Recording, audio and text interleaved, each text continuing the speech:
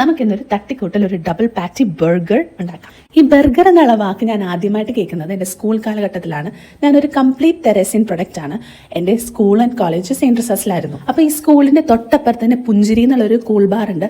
ഈ ഒരു ഷോപ്പിൽ അറിയാത്ത ഒരു തെരേസിനും ഉണ്ടാവില്ല.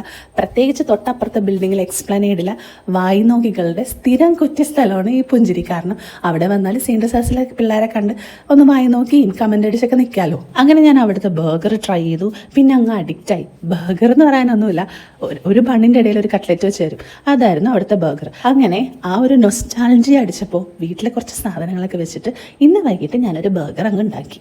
ബർഗർ മാത്രമല്ല കേട്ടോ, പല നിറത്തിലും പല ഫ്ലേവറിലുള്ള സിപ്പപ്പുകൾ, പിന്നെ പാൽപേട, മിഠായി പൊതിയിലുള്ള പാൽപേട, അങ്ങനെ ഒരുപാട് ഐറ്റംസിൽ നൊസ്റ്റാൾജിക് സ്പോട്ട് തന്നെയായിരുന്നു ഞങ്ങൾക്ക് പുഞ്ചി. ഒരൊറ്റ സങ്കടമുള്ളൂ, ആ പഴയ നല്ല നല്ല നിമിഷങ്ങളൊക്കെ ഇന്നൊരു പച്ച ഓർമ്മകളായിട്ട് മനസ്സിൽ ഒതുങ്ങി അങ്ങ് കൂടി.